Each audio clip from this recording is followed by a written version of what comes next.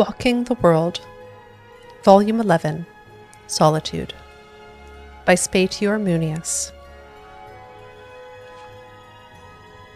Welcome, friend. In our latest volume, we cover solitude. Spatior could not be more pleased to be at the very seat of imperial power in Skyrim. In the course of our tour, you'll see that Solitude's riches extend from her people to the history and architecture that make up the city itself. As ever, we begin our journey outside the city walls, this time at the bottom of the hill that ascends all the way to Solitude's massive gates. Solitude's surroundings. Before scaling the hill to the city, you should be sure to take in the sights.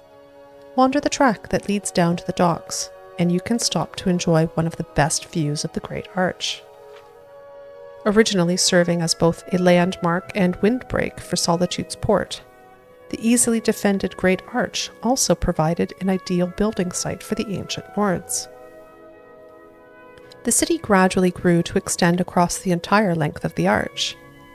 This growth culminated in the building of the Blue Palace, home of the High Kings and Queens of Skyrim. We will visit the palace later. The Gates of Solitude. Entrance to Solitude is guarded by 2 gates and 3 towers.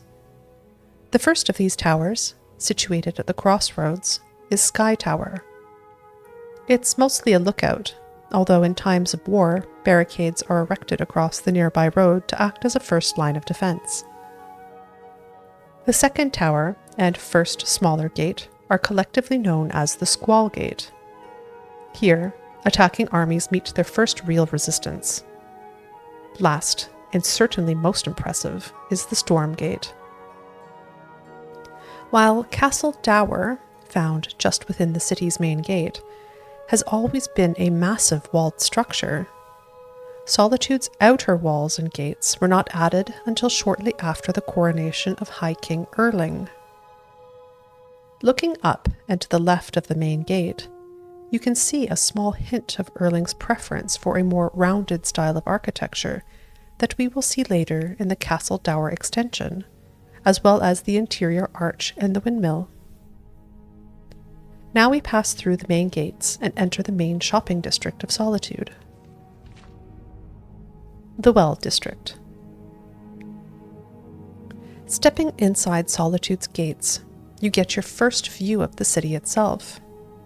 Rising tall and proud before you, banners waving from its crown, is the Emperor's Tower. Home to the kings of Halfengar before the consolidation of Skyrim and the creation of the Blue Palace, the Emperor's Tower is now used exclusively as guest quarters for emperors who come to visit the city. To your left and right are Solitude's inn and shops. Here can be found some of the finest imported goods in Skyrim. After all, Solitude is a wealthy city with ready access to the major shipping lanes of Tamriel. Continuing ahead, you'll come to the ramp that takes you up to Castle Dower. From here, you can truly feel the weight of the stone bastion's looming presence. The leftmost tower, topped by the pointed roof of Erling's extension, was once the castle barracks and jail. Today, the tower is the center of military power here in Solitude. Looking right past the looming Emperor's Tower, you can glimpse Solitude's natural bridge arcing gracefully over to the windmill. Built during High King Erling's day, the bridge was said to be used to discreetly allow Captain Yit, the famous privateer, to enter Castle Dower. Some historians claim that she and the High King were simply attempting to keep their business dealings quiet. Others believe that Yit and Erling were involved on a more personal level. At the end of the bridge is the windmill. The tower and the windmill serve as one of Solitude's most recognizable man-made landmarks. The windmill's power was once used to open the gates to what is now the East Empire Company warehouse, but today that task falls to the strong backs of the dock workers. In the shadow of the windmill, you'll find the outdoor market and the well. Here, you can buy a number of local delicacies, including the famous spiced wine made exclusively in Solitude. From here, we'll travel up the ramp and into Castle Dower Courtyard. Castle Dower. As you enter the courtyard of Castle Dower, you are confronted with the banner of Solitude hanging over the door to what is now Castle Dower proper. At the far end of the courtyard stands the impressive Temple of the Divines. The founders of Solitude were deeply devout, and Solitude is the only place in Skyrim where all of the Divines are worshipped in a single temple.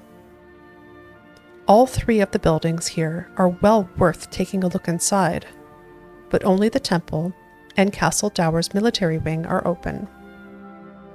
If you do venture inside the temple, take special note of the alcoves at the front. You can see the empty alcove that once held the Shrine of Talos before Talos worship was outlawed. From the courtyard, travel out to the exit between Castle Dower and the temple, and you'll get your first sight of the Blue Palace. Along the way, be sure to stop outside the Bard's College, a large building on your left marked by the flame of Kalisos burning beside the steps. Named for a famous bard, it is said that as long as the flame burns, the college will stand. The Bard's College. Looking up from the Bard's College steps, you can see that the college stands taller than the Blue Palace itself. The bards who train here can be heard throughout Skyrim, singing songs that capture the history of the ages. If you get a chance, you should be sure to catch the burning of King Olaf, an ancient festival where King Olaf is burned in effigy. Continue up the road from the college, and you'll reach the courtyard of the Blue Palace, our final destination. The Blue Palace. The Blue Palace is home to the Jarls of Solitude, who, for centuries, have also served as the High Kings and High Queens of Skyrim. The northeast wing, on your left as you enter, holds the living quarters of the Jarl and her court, on the top level, and various servants below. The southwest wing, known as the Pelagius Wing, has fallen into a state of disrepair. Named for the famous High King, Pelagius the Mad, the wing is rumored to be haunted by the king's ghost. The wing has been locked and left alone since shortly after Pelagius's death. You should be sure to venture inside the Blue Palace. The grand atrium and court chambers are a sight not to be missed. Other points of interest. Spatior has shown you Solitude in all its grandeur, but there are a few places more to see. The walls of the city are easily accessible and well worth climbing for the remarkable view. The Solitude docks are also worth a visit, as they are the largest in Skyrim. That's all for Walking the World Volume 11.